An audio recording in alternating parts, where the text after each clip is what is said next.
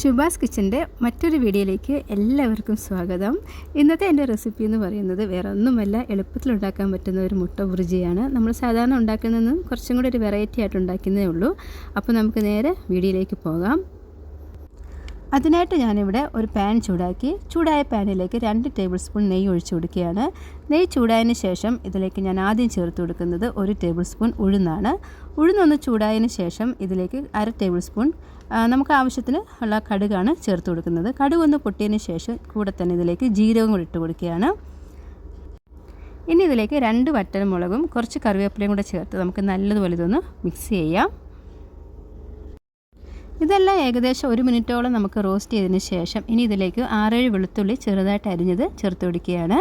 ഇനി വെളുത്തുള്ളിയും കൂടി ഇട്ട് നമുക്ക് നല്ലതുപോലെ ഒന്ന് മിക്സ് ചെയ്യാം. ഇനി ഇതിലേക്ക് ഞാൻ ചേർത്ത് കൊടുക്കുന്നത് ഒരു സവാള ഇതുപോലെ ചെറുതായിട്ട് അരിഞ്ഞതാണ്. അപ്പോൾ സവാളയും കൂടി ചേർത്ത് നമുക്ക് നല്ലതുപോലെ ഇതൊന്ന് മിക്സ് ചെയ്ത് കൊടുക്കാം. സവാള ഏകദേശം വഴറ്റി ഒരു ലൈറ്റ് ബ്രൗൺ ഷെയ്ഡ് വരുമ്പോഴത്തേക്കും നമുക്കിതിലേക്ക് പൊടികൾ ചേർത്ത് കൊടുക്കാം. അപ്പോൾ അതിനായിട്ട് ഞാനിവിടെ 1 ടേബിൾ സ്പൂൺ മുളക് പൊടിയാണ് ആദ്യം ചേർത്ത് കൊടുക്കുന്നത്. കൂടെ തന്നെ 1 ടേബിൾ സ്പൂൺ മല്ലിപ്പൊടിയും 1/4 ടേബിൾ സ്പൂൺ മഞ്ഞൾപ്പൊടിയും 1/2 ടേബിൾ സ്പൂൺ ഗരം മസാലയും. ഇനി ഇതിലേക്ക് 1/4 ടീസ്പൂൺ കായപ്പൊടിയാണ് ചേർത്ത് കൊടുക്കുന്നത്. ഇനി ഇതെല്ലാം കൂടി ഇട്ട് നല്ലതുപോലെ നമുക്ക് മിക്സ് ചെയ്യാം. 2 മിനിറ്റോളം നമ്മൾ മിക്സ് ചെയ്തതിന് ശേഷം നമ്മൾ നേരത്തെ 3 മുട്ടയാണ് പൊട്ടിച്ച് വെച്ചിരിക്കുന്നത്. ആ 3 മുട്ട ഇതിലേക്ക് ചേർത്ത് കൊടുക്കുകയാണ്.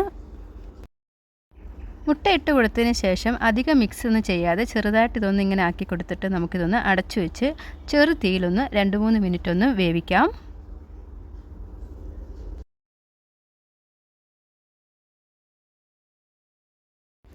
രണ്ട് 3 മിനിറ്റിന് ശേഷം അടപ്പ് തുറന്നതിന് ശേഷം നമുക്കിത് പതുക്കെ ഒന്ന് മിക്സ് ചെയ്ത് കൊടുക്കാം.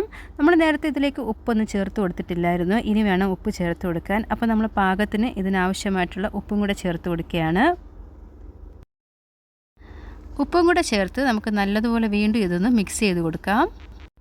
മിക്സ് ചെയ്യുന്ന സമയത്തൊന്ന് സൂക്ഷിക്കണം, തീരെ പൊടിയായി അങ്ങ് പോകേണ്ട മുട്ട. നമുക്ക് ഇച്ചിരി കട്ടയായിട്ടൊക്കെ ഇരിക്കണം. അപ്പോൾ ആ രീതിയിലാണ് നമ്മൾ എടുക്കുന്നത്.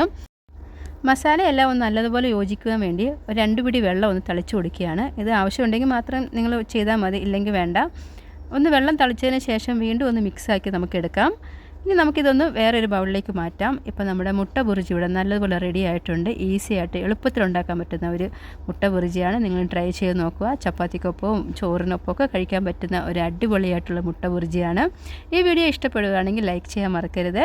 പുതിയതായിട്ട് ആരെങ്കിലും ഈ വീഡിയോ കാണുന്നുവെങ്കിൽ ഒന്ന് സബ്സ്ക്രൈബ് ചെയ്യാനും മറക്കരുത്. അപ്പം വീണ്ടും പുതിയൊരു റെസിപ്പിയുമായിട്ട് വരുന്നവരെ ദൈവം എല്ലാവരെയും അനുഗ്രഹിക്കട്ടെ.